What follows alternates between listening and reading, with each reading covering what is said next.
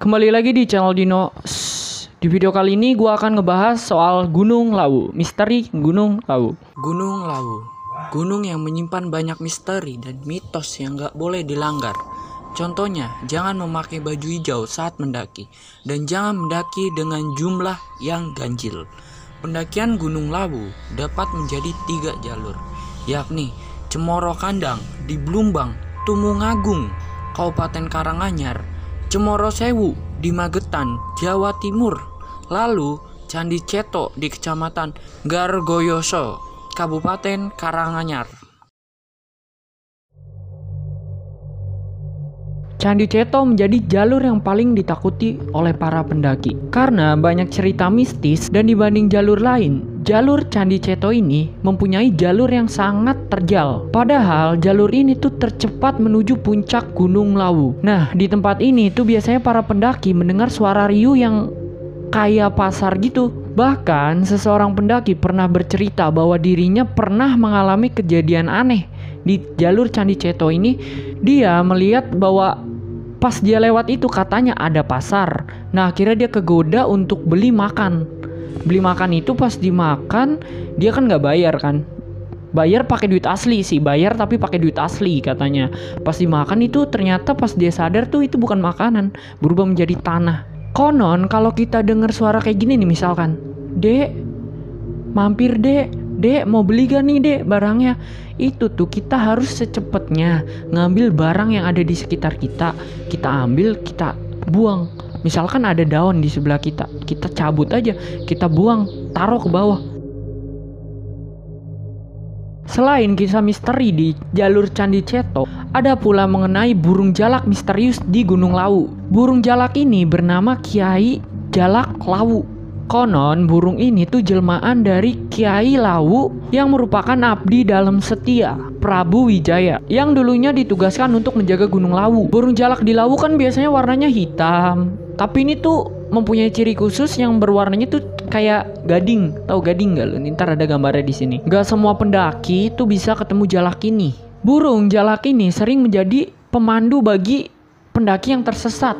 Selain Kiai Jalak yang ditugaskan untuk menunjukkan petunjuk bagi para pendaki yang tersesat, ada juga hewan lain di Lawu ini selain Kiai Jalak ini. Kadangkala muncul kupu-kupu hitam dengan bulatan besar yang berwarna biru, yang katanya kalau pendaki melihat kupu-kupu ini, artinya pendaki ini disambut baik oleh penjaga Gunung Lawu. Konon katanya kalau ketemu sama kupu-kupu ini jangan pernah diganggu atau dibunuh sekalipun, karena ini adalah pertanda baik. Cerita ini adalah cerita dari Wahyu yang ditulis di Twitter pada tahun 2019.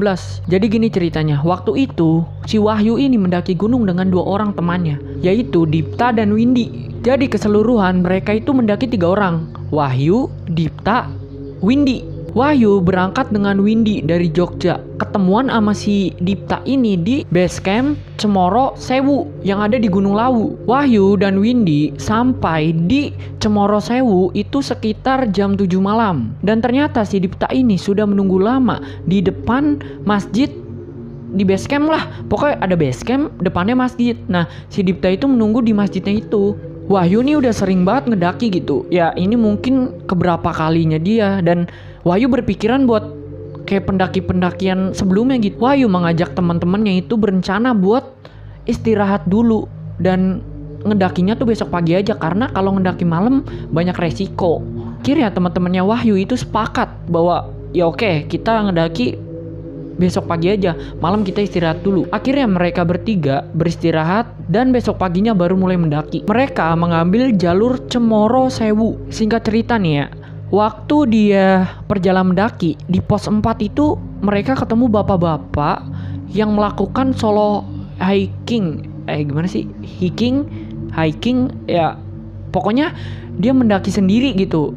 Lu anak gunung pasti tahu lah, gue kan gak pernah naik gunung. Bapak-bapak ini tuh berasal dari Surabaya. Mereka bertiga akhirnya melanjutkan perjalanan, dan bapak-bapak ini bergabung dengan si Wahyu, Dipta, dan si Windy. Perjalanan yang bertiga tadinya tuh biasa-biasa aja, dengan ada bapak ini tuh jadi menyenangkan gitu. Kayak Bapak ini bisa melontarkan lelucon kayak ngelawak gitu, kayak bapak kamu aku ya, lucu sekali, mendaki dengan bapak ini tuh jadinya menyenangkan. Setelah perjalanan pengen naik kan, naik. Wahyu nih di tengah perjalanan kayak penasaran apa sih yang dibawa bapak ini. Ternyata bapak ini tuh cuma bawa air putih sama kemenyan. Lalu Wahyu nih bertanya, kan saking penasaran si Wahyu nih. Wahyu bertanya gini, loh nggak bawa sleeping bag pak? Lalu dijawab oleh bapak ini, enggak mas, saya biasanya nginep di warung Hargo Dalem. Di sana saya bisa pinjem sleeping bag. Saya sebulan sekali sowan berkunjung mas ke sini. Jadi saya sudah biasa.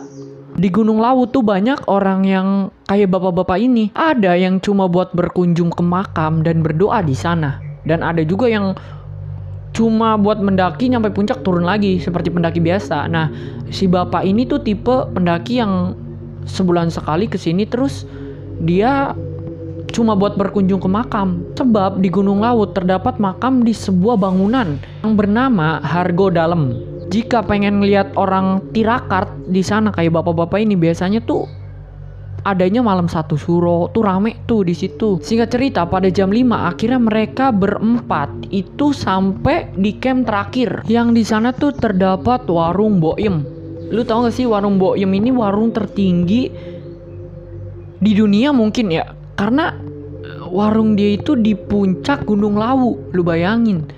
Dan penjualnya ini ibu-ibu. Lu harus searching sih habis video ini, lu searching tentang Boim ini. Akhirnya mereka bertiga tuh istirahat sebentar di warung Boim dan berencana mendirikan tenda untuk beristirahat malam itu. Saat mereka sedang asik-asik beristirahat, tiba-tiba bapak-bapak itu yang berasal dari Surabaya yang tadi berpamitan untuk berkunjung dulu sebentar ke makam yang bernama Hargo Dalem. Pas lagi beristirahat nih, Wahyu kan beristirahat sambil lihat-lihat sekitar.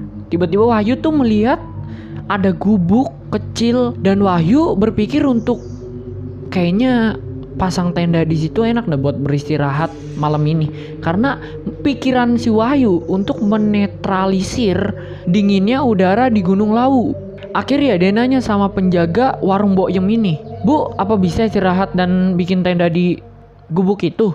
Terus disaut sama penjaga warung Boim ini, bisa mas, istirahat di situ aja, bikin tenda di situ aja. Tanpa pikir panjang, Wahyu dan Windy ini akhirnya langsung mendirikan tenda. Dan si Dipta ini gak ikut mendirikan tenda karena dia kecapean. Tapi keanehan tuh terjadi saat mendirikan tenda. Biasanya si Wahyu nih mendirikan tenda sebentar, tapi kok ini tiba-tiba dia lama banget diriin tenda. Habis itu Wahyu berpikiran apa geser aja kali ya. Akhirnya tadinya tuh misalkan dia ngebangun tenda di wilayah ini nih, dia pindah sedikit di wilayah ini, jadi geser sedikit aja gitu. Setelah mendirikan tenda dan berhasil sekitar ada 45 menit lah. Itu aneh banget sih, mendirikan tenda aja sampai 45 menit. Sedangkan Wahyu ini sering banget mendaki gunung dan dia udah pengalaman banget gitu mendirikan tenda. Setelah mendirikan tenda, akhirnya mereka bertiga tuh tidur. Dan saat lagi enak-enakan tidur, pada jam 1, ini mereka bertiga nih, di gubuk itu ada suara yang gedor-gedor pintu gubuk ya. Dor, kenceng tuh. Akhirnya Wahyu terbangun. Wahyu nih sedikit panik dan kaget. Setelah panik dan kaget, akhirnya dia buka tuh pintu tenda. Oh ternyata bapak-bapak yang berasal dari Surabaya tadi, yang ngikut sama Windy sama Wahyu tuh pas lagi di pos 4. Setelah menggedor-gedor pintu gubuk, bapak ini tuh menanyakan keadaan mereka bertiga. Akhirnya sama si Wahyu tuh dijawab, ya kita semua gak kenapa-napa pak, baik aja. Tiba-tiba bapak ini ngomong, mas ngecamp di luar aja yuk, jangan di gubuk ini, ayo ngecamp di luar aja. Tapi si Wahyu nih kan nolak gitu, temennya 2 udah tidur pules, masa harus dibangunin ngecamp di luar lagi. Si Wahyu akhirnya nolak, enggak pak, enakan di sini aja, lagian kalau di luar adem, mendingan di sini aja. Nah bapak itu tuh akhirnya, oh ya udah mas, kalau misalkan mau istirahat di sini, bikin tenda di sini dan teman-temannya udah tidur, ya udah lanjutin aja. Tapi yang anehnya bapak-bapak itu bilang gini, mas nanti kalau ada apa-apa bilang ya. Setelah ngomong begini, bapak-bapak itu langsung pergi gitu aja. Akhirnya Wahyu tuh kembali ke tenda dan melanjutkan tidurnya. Sekitar jam 2-an nih, jam 2 malam, tuh ada yang gedor-gedor pintunya lagi, pintu gubuk. Dor. Sama si Wahyu ini dibukain lagi. Ternyata si bapak-bapak itu lagi. Dan nanyain lagi, "Mas, bertiga gak kenapa-napa kan? Masih aman-aman aja?" Sama Wahyu dijawab, "Enggak mas, saya aman-aman aja, baik-baik aja. Lihat tuh mereka pada tidur pulas." Nah di sini tuh Wahyu ngerasa aneh. Kok kenapa ya bapak-bapak ini tuh selalu nanyain hal yang sama? Ada apa sih sebenarnya? Nah setelah bapak-bapak itu udah pergi, Wahyu lanjutin ke tenda lagi.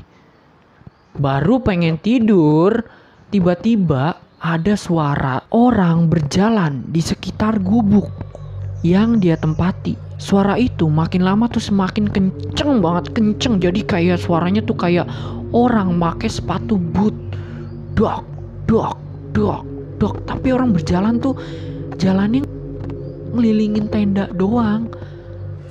Akhirnya si Wahyu ini menyalakan lampu tenda karena dia ngerasa takut dan parno. Selang berapa menit kemudian, pas dia lagi nyalain lampu tenda dan mencoba untuk tidur, si Windy nih terbangun dan bertanya ke Wahyu, "Wahyu, itu suara apa sih?" Wahyu tuh ngejawab cuma geleng-geleng doang. Terus sambil ngomong, "Udah gak apa-apa, gak usah digubris.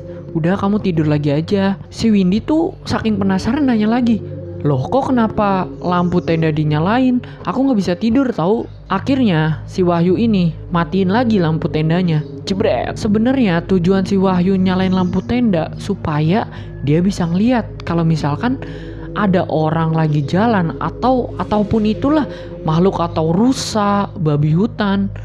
Karena dia saking penasarannya. Setelah mematikan lampu, suara itu tuh perlahan menghilang. Yang tadinya dok berubah jadi dak dan perlahan ngilang. Sekitar jam 3 pagi ada yang gedor-gedor pintu dan ama Wahyu ini gak digubris. Nah akhirnya tiba-tiba si Windy tuh kebangun karena gedor-gedor pintu itu semakin keras. Akhirnya Windy ngebukain pintu. Ternyata itu bapak-bapak asal Surabaya itu lagi. Dia nanyain keadaan mereka bertiga gimana, dan pertanyaan itu sama kayak yang ditanyain Wahyu dan ditanya ulang ke Windy. Pada jam 5 kembali lagi bapak-bapak itu ngedor-gedor, dor, semakin kenceng, dor. Sambil ngedor-gedor, bapak itu ngomong, ayo sholat subuh, udah waktunya subuh nih. Mengajak Wahyu dan teman-temannya sholat subuh. Akhirnya si Wahyu tuh sama Wahyu ngebukain pintunya, pintu gubuk, jebret. Setelah dibukain pintunya, si bapak-bapak ini tuh nanya, "Gimana mas tadi malam? Ada yang aneh nggak? Nggak ada kejadian yang janggal kan?" Akhirnya si Wahyu tuh cuma tersenyum dan bingung. Nah Wahyu tuh ngomong, "Udah bapak cerita aja dulu, nanti saya cerita balik, kali aja cerita kita cocok. Tapi nanti dulu ya pak, saya mau sholat dulu nih." Setelah sholat, akhirnya Wahyu disuruh cerita dulu sama bapak-bapak ini. Akhirnya Wahyu ceritalah kejadian semalam ada orang yang ngelilingin tendanya. Di dalam gubuk itu orang ngelilingin tendanya pakai sepatu boot. Bapak-bapak itu cuma tersenyum gitu, cuma kayak, "Oh ceritanya begitu mas." Terus disambung, dia ngomong gini, "Jadi gini ceritanya mas, 2 bulan lalu itu ada orang bunuh diri di gubuk ini. Yang bunuh diri itu bapak-bapak, dan saat bunuh diri ditemukan dia memakai sepatu boot. Akhirnya bapak-bapak itu nunjukin bekas tali yang dipakai buat bunuh diri. Nih mas, talinya yang bekas bunuh diri." Nah si Wahyu ini ngerasa kayak pas itu dia bangun tenda kan ya, tenda kok gak jadi-jadi. Ternyata kata bapak ini, "Kenapa mas bangun tenda gak jadi-jadi? Karena mungkin arwahnya ini gak setuju bahwa dia lagi bunuh diri, bawahnya dibangun tenda." Nah setelah Wahyu menyamping dikit bikin tendanya, baru tuh jadi. Bapak itu kembali bercerita bahwa setelah ada kejadian bunuh diri ini, gak ada sama sekali orang yang berani bangun tenda ngecamp di sini.